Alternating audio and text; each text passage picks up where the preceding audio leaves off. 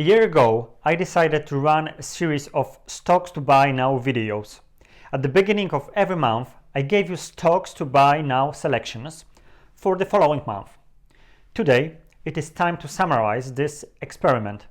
During 12 months, the S&P 500 index went up by 13%, but my choices have beaten the most important stock market index by 52.6%. My choices have provided a return of 65.6%.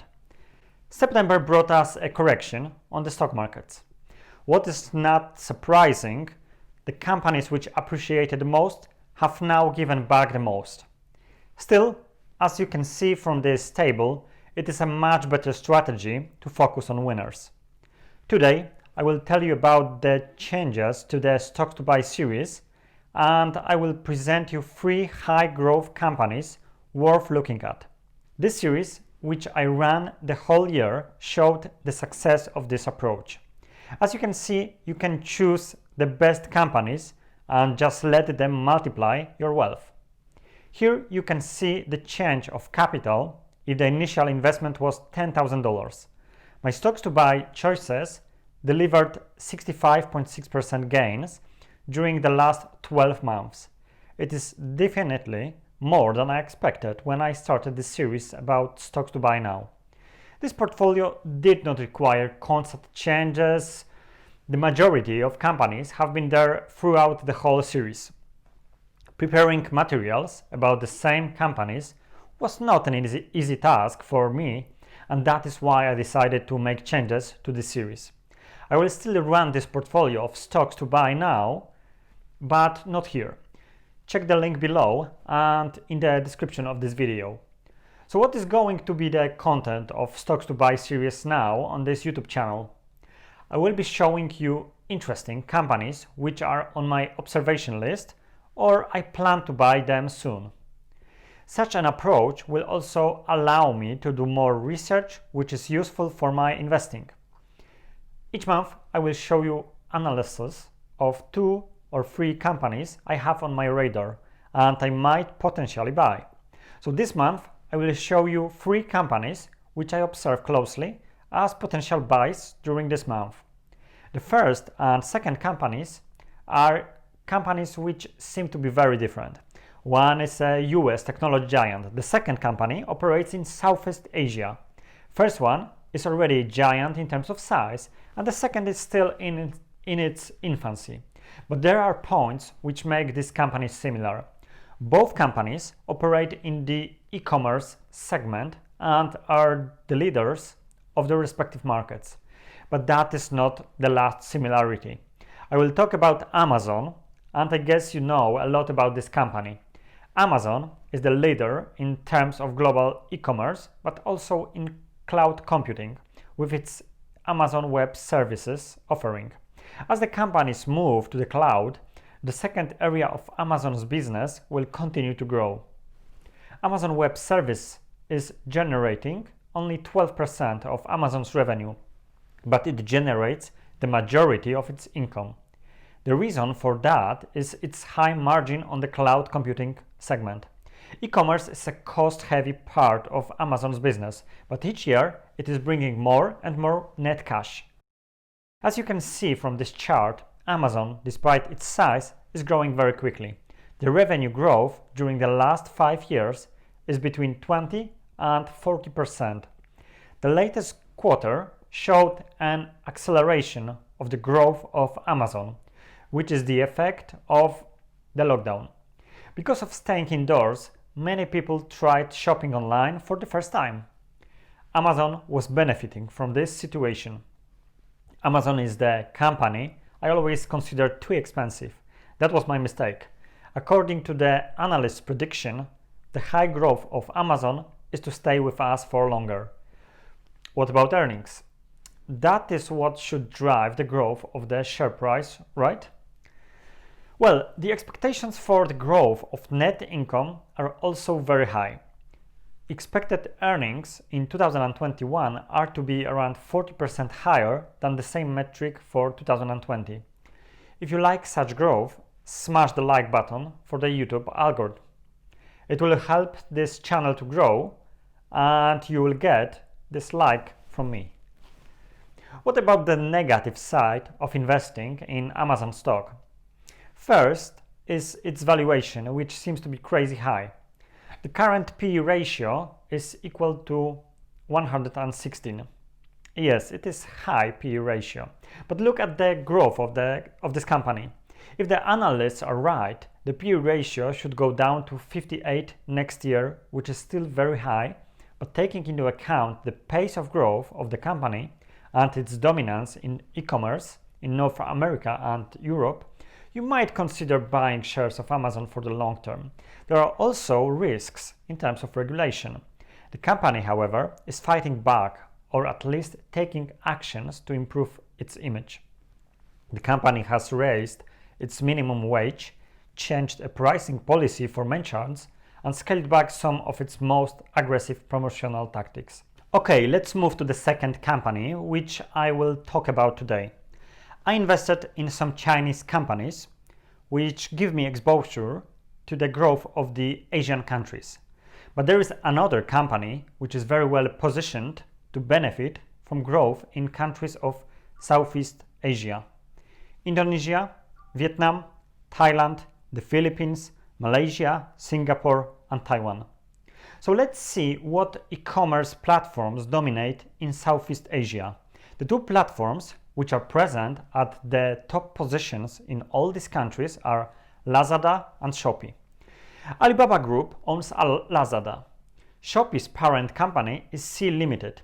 The headquarters of this company is in Singapore. This infographic uses the data from over 1 year ago. What about the more current data? I have found another source of information for that. In all but one of these countries, Shopee is the top marketplace. The exception is Singapore. But it is not such bad news. Why? I'm glad you asked, because I know the answer. Singapore is a relatively small country, so focusing on countries with higher population makes more sense. As you can see, Shopee seems to be a leader in many Southeast Asian countries in terms of e-commerce. The company has already surpassed Alibaba-backed Lazada in e-commerce in the region. I'm sure it was not an easy task, taking into account that Alibaba is the e-commerce leader in China. Let's come back to Amazon for a moment. Amazon is a giant company and the global leader of e-commerce, but Amazon is growing much slower than Sea Limited. However, I have to say that the latest figures are impressive anyway. Sea Limited, however, is in a much different phase of the life cycle of a company. Revenue of Sea Limited for the last quarter was less than $0.9 billion. At the same time, Amazon's revenue was around $89 billion, which is 100 times more. Sea's revenue increased by 102% during the last quarter, year over year. Amazon is no longer growing at such a pace, but Amazon's market capitalization is only 21 times more than Sea Limited market capitalization. It looks like investors of Sea Limited pay quite a high price for its incredible growth. Alphabet's projection shows that the Southeast Asian internet economy, including the online travel, e-commerce, online media, and ride-hailing sectors, will triple in size between 2019 and 2025. Let's look deeper into this company. The company captures the three growing areas of the digital economy: digital entertainment, e-commerce, and digital financial services business. Digital entertainment division, Garena, reported revenue of $716 million, which was up over 60% year over year. But there is another metric that is even more impressive. Quarterly active users of Garena reached 499.8 million. Garena's developed game Free Fire recorded more than 100 million daily active users in the second quarter of 2020. Free Fire was the third most downloaded mobile game in second quarter. The negative side is that among all segments of Sea Limited, only mobile gaming is profitable. Sea Limited uses its mobile gaming business to expand into other areas. Shopee launched in 2015. and since then it has exploded in popularity to become the #1 e-commerce platform in Southeast Asia. Shopee's e-commerce division achieved revenue of $511 million, which grew by 187.7%. The number of orders on Shopee grew by 150% year over year. The third division is SeaMoney, which is its digital financial services space. Its mobile wallet total payment volume exceeded $1.6 billion. Sea Limited has been integrating the mobile wallet services with Shopee. 35% of gross orders in July in Indonesia were paid with SeaMoney. That should give you an idea of how big part of orders is captured by this service. It is the smallest segment in terms of revenue, as digital financial services only accounted for about 1.2% of revenues last quarter, but the growth was equal to 280% year over year. These two e-commerce companies are on my observation list. What I have to admit is that I own Sea indirectly through holding Tencent shares in my portfolio. Chinese Tencent owns 25.6% of Sea Limited. Amazon and Sea Limited are very different in terms of the life cycle of a company, but there are similarities between them. If you cannot see it yet, I will give you a hint. It looks like what Amazon has been doing with its cloud computing platform, Amazon Web Services, is what Sea Limited is replicating now. Amazon used profits from Amazon Web Services to finance the development of its e-commerce business. Sea Limited has been using digital entertainment to invest in e-commerce, digital financial services as well. The company continues to build its fulfillment and logistics platform to help sellers reach the market of each country where it operates. If you compare price to sales ratio for these companies, it is not favorable for Sea Limited, but the leader position in the digital economy in such big and growing population deserves a higher valuation. The question is it worth 5 times more than Amazon per every dollar of revenue? I will not give you an answer today, but both companies are on my radar. You also need to know that the company has already appreciated over 290% just this year. It is behind Tesla with over 400% gains this year, but both companies have achieved impressive growth. Let me know what you think about these companies. Would you invest in the Amazon of Southeast Asia or buy shares of Amazon rather? Do you own shares of any of these companies? Let me know in the comment section below.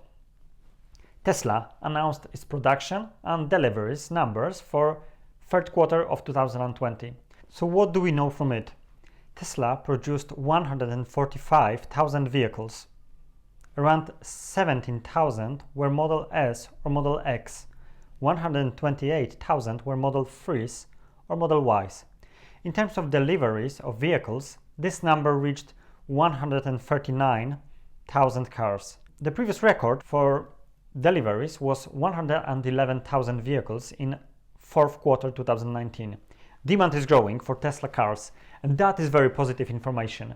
And you have to take into account that people do not usually change cars during the crisis like now.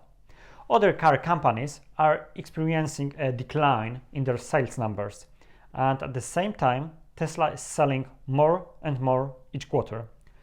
Fourth quarter is seasonally the best quarter for car sales, so I expect another record of deliveries from Tesla.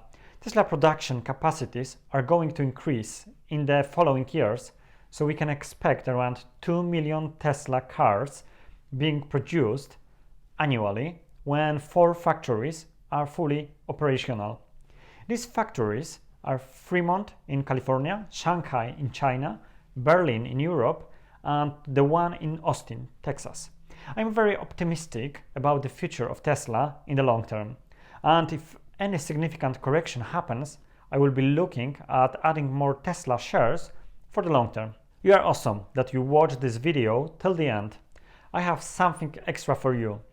If you want to take your financial future in your hands, I compiled a list of 14 disruptive companies which are worth looking at in more detail. Identifying the main trends is where you can make significant profits. I analyzed 4 trends which might allow you to make good returns from the transformation of the economy. I also gave you examples of companies benefiting from these trends. I can see a significant probability of at least doubling the market capitalization of these companies in 3 to 5 years. I shared with you my choices for stocks to buy in October 2020. But remember not to listen to bloggers and vloggers. Always do your research and have conviction while you buy shares of the specific company. Let me know in the comment section below what stocks you are buying in October 2020 and what companies do you have on your observation list. I respond to every comment. If you enjoyed this video, make sure to subscribe and click the bell to receive a notification about a new video being published. Thank you so much for watching, and until next time, happy investing!